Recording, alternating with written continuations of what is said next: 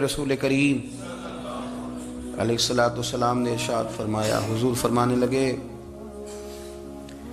جس گھر میں اللہ کا ذکر ہوتا ہے وہ گھر زندوں کا ہے، اور جس گھر میں رب کریم کا ذکر نہیں ہوتا وہ گھر زندوں کا نہیں ہے۔ گھر نا ہم نا کتابوں میں پڑھتے ہیں کہ ایک بزرگ کہتے ہیں، حضرت فضیل بن عیاض کہتے ہیں کہ میں ایک گلی سے گزر رہا تھا تو گھر کے اندر کسی قاری صاحب نے قرآن کی آیت پڑھ دی، ولی من خاف مقام ربہ جنتان۔ میں تے میرے کانوں سے ٹکرائی تو اللہ نے میری کایا ہی پلٹ دی، میں توبہ کر گیا۔ اب گھر کے اندر سے آواز آئے تو صحیح نہ تلاوت کی، پر اندر سے آواز آتی نہیں، یا ڈیک بجنے کی آواز آتی ہے، یا ٹی وی چلنے کی آواز آتی ہے، یا دھوم مچانے کی آواز آتی ہے۔ عبادت کا وہ جو خاص شوق تھا، وہ جو حسن تھا، وہ جو توانائی تھی، وہ جو بات تھی۔ ایک جگہ پہ ہم بیٹھے تھے تو وہاں ایک صاحب آئے اور انہوں نے آتے ہی کہا کہ مہربانی کریں ذرا مجھے مصلی دے دیں، میرے نہ کچھ نفل رہ گئے۔ تو میں نے وضو کر لیا تو کوئی مصلی مل جائے، مصلی انہیں دے دیا گیا، وہ مصلی لے کے چلے گئے۔ تو پیچھے ایک صاحب نے تبصرہ کیا، کہنے نے کتنا ریاکار بندہ ہے، لوگوں کو دکھا رہا ہے کہ میں نفل پڑھتا ہوں، ہے کو بات کرنے والی۔ میں نے اسے کہا تو مہربانی کرنا، اس طرح کی ریاکاری تو بھی کر، پکڑ مصلی اور جا تو بھی تھوڑی ریاکاری کر کے آ، اٹھ ذرا شکر کر، کوئی یہ ریاکار بھی ملا ہے، کوئی نفل پڑھ کے ریاکاری کر رہا ہے۔ اللہ کا میں کہتا ہوں کو پڑھے تو صحیح نہ، یہ کوئی دور ہے نفل پڑھنے کا؟ اس میں تو لوگوں کا مزاج ہی نہیں، طبیعت ہی نہیں۔ میں نے کہا چل مہربانی کر، یہ لے مصلی اور تو بھی جا تھوڑی سی، یا کر یا ریاکاری کرو تو صحیح نا، مزاج ہی نہیں، ذوق۔ جمعے کی نماز پڑھ کے یوں دنیا بھاگتی ہے، او ہو پتہ نہیں کون سی پیچھے آگ تھی جو بجھائی جائے گی۔ اور آج تک لوگ مسئلہ پوچھ رہے ہیں کہ جمعے کی بعد والی سنتیں کتنی ہوتی ہیں۔ میں نے کہا کتنے سال ہو گئے جمعہ پڑھتے، کتنے سال ہو گئے، ابھی تک سنتوں کا نہیں پتا، ابھی تک نہیں علم کے پہلے کتنی رکھتے ہیں اور بعد میں کتنی رکھتے ہیں۔ فجر کی سنتیں کب پڑھنی چاہیے، سنو فجر کی سنتوں کے بارے میں۔ میرے رسول کریم سید عالم صلی اللہ تعالی علیہ وسلم سے ایک صحابی نے پوچھا تھا، حضور میری فجر کی سنتیں رہ گئیں یا رہ جاتی ہیں تو حکم کیا ہے؟ کیا انداز ہے حضور کا؟ بخاری مسلم کے لفظ سنو، حضور سید عالم صلی اللہ علیہ وسلم فرمانے لگے، اس نے کیا پوچھا تھا، حضور جواب کیا دیتے ہیں؟ فرمایا فجر کی سنتیں کبھی نہ چھوڑنا، فجر کی پہلی 2 سنتیں کبھی نہ چھوڑنا۔ یا رسول اللہ صلی اللہ تعالی علیہ وسلم میری رہ گئی ہیں، رہ جاتی ہیں۔ فرمایا فجر کی 2 سنتیں نہ چھوڑنا، فرمایا فجر کی پہلی 2 سنتیں مجھے دنیا اور دنیا کے اندر جو کچھ ہے وہ سب سے زیادہ پیاری ہے۔ فجر کی 2 سنتیں دنیا اور دنیا میں جو کچھ ہے مجھے وہ سب سے زیادہ پیاری ہیں، اس لیے فجر کی سنتیں نہ چھوڑنا۔ اپنا ذوق، اپنی طبیعت، ہم نے نا ذوق غلط بنا لیا۔ اگر 20 بندے کہہ بھی دیں گے تو نے بڑی شاندار تلاوت کیا تو کیا اس سے بنے گا؟ 100 بندہ کہہ بھی دے تیری کیا بات ہے، کیا بات ہے نعت خاں کی، کیا بات ہے علامہ صاحب کی، پیر صاحب کی، پیر مہر علی شاہ صاحب رحمت اللہ علیہ۔ آپ تشریف فرما تھے تو آپ کے ایک ہی بیٹے بابو جی جن کو کہا جاتا ہے، جس دن صاحبزادے پیدا ہوئے تو خادم نہ وہاں سے نکلا۔ ان لوگوں کے شوق اور طرح کے تھے نا، تو ان کی توجہ بھی اپنے شوق کی طرف رہتی۔ تو خادم نکلا اندر سے، پیر صاحب مبارک ہو، پیر صاحب مبارک ہو، پیر صاحب مبارک ہو، پیر صاحب مبارک۔ وہ شور کر رہا ہے تو پیر صاحب کو وجد ہو گیا، اللہ اکبر اللہ اکبر اللہ۔ وہ کیا ہوا، کس بات کی مبارک دے رہے ہو؟ عرض کی حضور اللہ نے بیٹا دیا ہے۔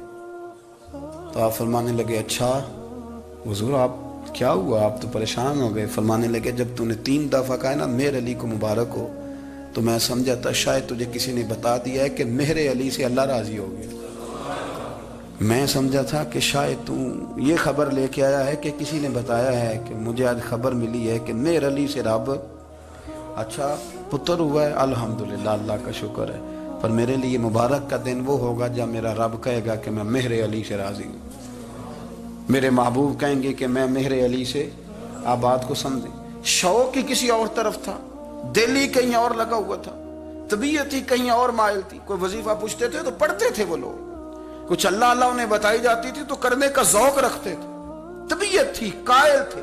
حضرت ربیع کہتے ہیں میں بڑی دور سے سفر کر کے گیا حضرت اویس کرنی سے ملنے، بڑی دور سے، اور جب میں پہنچا تو فجر کا وقت تھا۔ تو حضرت اویس کرنی کو میں نے پا لیا، تو وہ نماز پڑھ کے نا قرآن شریف لے کے بیٹھ گئے۔ فرماتے ہیں اشراق چاشت کا وقت ہوا تو نفلوں کی نیت باندھ لی. محدث ابن الجوزی نے لکھا ہے، فرماتے ہیں پھر جب زوال کا وقت ہوا تو مسجد میں جھاڑو دینے لگ گئے. زور کی نماز پڑھ کے تو عصر کی تیاری تک وہ مسجد میں بیٹھے رہے. اور میرے نبی پاک علیہ السلام نے فرمایا جو نماز کے انتظار میں بیٹھا ہو وہ نماز ہی میں ہے، وہ نماز ہی میں ہے. فرمایا میری دنیا، میری امت کی جو رہبانیت ہے نا وہ اتنی ہے کہ نماز کا انتظار کرے. اذان کے بعد نماز کا یہ راہب ہے، یہ اس وقت چھوڑ کے بیٹھے ہیں سارا کچھ. فرماتے ہیں عصر تک انہوں نے اللہ اللہ کی، پھر مغرب تک کی، عشاء کی نماز ہوئی تو نماز پڑھی تو وہ تھک گئے. اب مجھے وہ فارغ ہوں، مصلی چھوڑے تو میں ملاقات کروں نا. یہ آپ حیران نہ ہو کہ اتنی دیر بندہ کیسے اللہ اللہ کر. ہم نے کی نہیں نا اس لیے ہم پریشان ہیں. جو عادی ہوتے ہیں وہ کر بھی لیتے ہیں. وہ یہ کام، میری بات کی سمجھ آ رہی ہے؟